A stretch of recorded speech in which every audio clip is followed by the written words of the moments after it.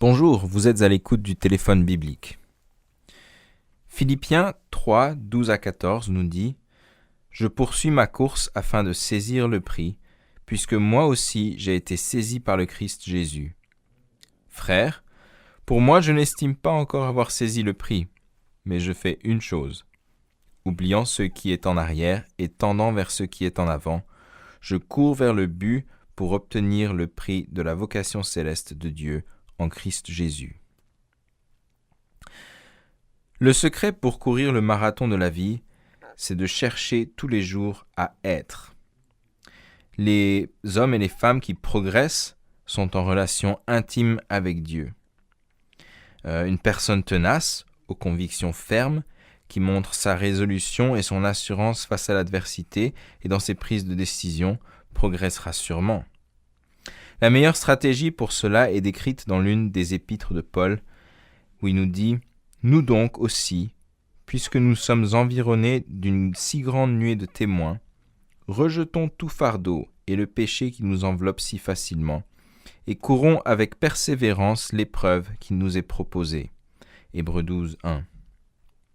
Tous les fardeaux, c'est-à-dire tout ce qui use nos forces et notre courage, comme la culpabilité, les mauvaises habitudes, les mauvais penchants, une vie peu consacrée à Dieu, sont des poids qui gênent notre progression dans la course chrétienne. Les participants au marathon doivent être dans une condition physique optimale pour obtenir un rendement maximum. De même, la course de la vie exige que nous soyons dans les conditions émotionnelles et spirituelles optimales.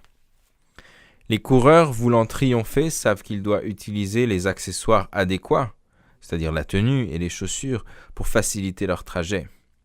Dans la course de la vie, il est nécessaire de revêtir l'armure du chrétien. Évidemment, l'autre élément important pour un coureur est son régime. Grâce à lui, il aura la résistance pour ne pas abandonner. Si nous voulons être des chrétiens engagés dans la course de la vie, nous devons avoir un régime spirituel riche. Cela comprend l'étude de la parole de Dieu et une bonne dose de prière. Le plus extraordinaire dans la course chrétienne est que tous les participants peuvent gagner, car le prix ne sera pas remporté par une seule personne. Tous ceux qui courent au nom du Seigneur recevront leur récompense.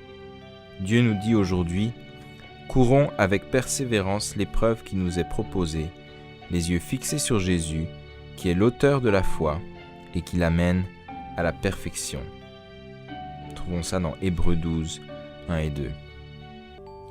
Nous vous rappelons que le téléphone biblique vous est présenté par vos amis de l'Église adventiste du Québec, un service dans votre communauté. Soyez à l'écoute demain pour un nouveau message.